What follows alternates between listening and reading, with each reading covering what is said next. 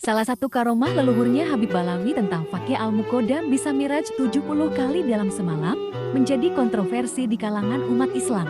Ada yang membenarkan dan banyak juga yang menyebutnya itu sebuah khurafat. Dan salah satu yang membenarkan tentang miraj 70 kali yaitu Kiai Idrus Romli. Kalau kita meyakini Allah mampu memi'rajkan apakah 7 kali, 27, 70 kali, ini persoalan selesai. Kalau kita percaya kepada karomah para wali, kalau nggak percaya kepada karomah para wali ya susah. Dan salah satu yang meyakini cerita miraj 70 kali sebuah khurafat, yaitu Gus Hasan. Bahkan beliau juga menjelaskan perbedaan karomah dan khurafat. Buku pertama, Ketidakabsahan Nasab Ba'alawi. Buku kedua, Hikayat Israiliyat Yahudi versus Khurafat Ba'alawi. Nah saya tertarik yang buku kedua dulu nih. Iya. Itu kan ada versus tuh bahasanya. Berarti nanti akan ditampilkan kisah Israiliyat dengan kisah Balawi. Kemudian dikomparasi. Iya, betul. Jadi isi buku itu ya kurang lebihnya, pertama ini kan kitab-kitabnya Ba'alawi ini kan banyak khurafat-khurafatnya, tapi dibantah oleh mereka ini karomah. Karomah itu sesuatu yang tidak bisa dinalar oleh akal. Tapi perbedaan antara khurafat dengan karomah itu kan beda jauh.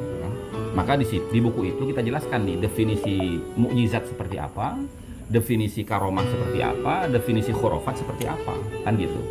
Nah, karena begini, menurut paham kami ya, karomah itu adalah warisan dari mukjizatnya Nabi Muhammad SAW, atau karomah itu secara umum adalah warisan dari mukjizatnya para nabi, gitu. Nah di buku itu kita kasih contoh.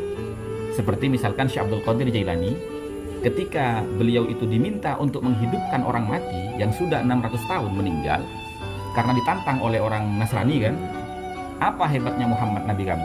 Kalau Nabi saya nih, Nabi Isa nih, bisa menghidupkan orang mati. Muhammad tidak ada sejarahnya menghidupkan orang mati, mukjizatnya kan gitu. Kata Syekh Abdul Qadir, kalau seumpamanya saya bisa, apakah kamu mau beriman kepada Muhammad? Ya silahkan kalau emang bisa. Gitu. Nah, karena mungkin pemikiran orang Yahudi nggak mungkin, nabinya aja nggak bisa, apalagi bukan nabi kan gitu. Ya sudah, sekarang kita ke kuburan mana? Tunjuk sama kamu, mana kamu leluhur kamu yang mana yang mau saya bangunkan gitu kan. Akhirnya ditunjuk, singkat cerita bangunlah itu dengan izin Allah ya, tentunya.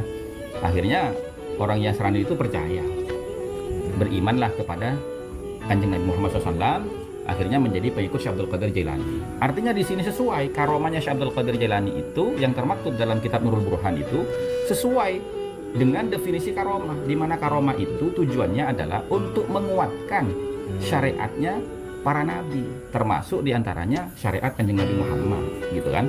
Sehingga orang Nasrani tadi beriman kepada Kanjeng Nabi Muhammad dan menjadi pengikut Syekh Abdul Qadir Jailani. Yang kedua, dari mana Syekh Abdul Qadir ini mewarisi karomahnya bisa menghidupkan orang mati? Dia mewarisi mukjizatnya Nabi Isa. Nah sekarang pertanyaan saya, lah khurafat-khurafatnya Ba'alawi yang mereka anggap karomah ini menguatkan syariat yang mana? Terus mewarisi mukjizat Nabi yang mana? Kan gitu. Contoh misalkan Mi'raj 70 kali sehari semalam Fakih Muqaddam. 70 kali sehari semalam. Padahal dari zaman Nabi Adam sampai Nabi Muhammad tidak ada satupun Nabi yang dikasih keistimewaan mukjizat Mi'raj kecuali Nabi Muhammad. Dan itu pun membuahkan hikmah sholat 5 waktu. Lah Fakih Muqaddam ini 70 kali sehari semalam ini apa yang didapat dia?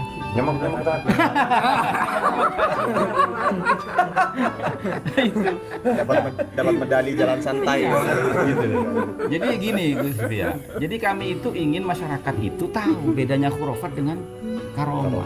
Karena karomah itu tidak mungkin bisa melebihi daripada mukjizat para nabi. Karena kan karomah itu warisan dari mukjizat. Dan yang butuh digaris bawah yaitu tujuannya itu. Tujuannya. Ya. Apalagi ketika ada orang mengatakan bahwasanya ini adalah karomah gitu loh. Dan ini biasa terjadi di para wali karena sholat itu bagian dari mi'rajnya orang muslim, orang mukmin gitu kan. Loh, kalau memang itu diartikan sholat, mohon maaf. Kan selanjutnya itu kan Fakih Muqaddam itu menunggangi kambing, keledai kan, keledai, ya. Himar kan, sebagai pengganti buruk gitu loh. Dan mohon maaf, buruknya bukan buruk, keledainya Fakih Muqaddam itu hafal jalan-jalan di langit sebagaimana dia hafal jalan-jalan di bumi, kan lebih hebat dari buruk berarti.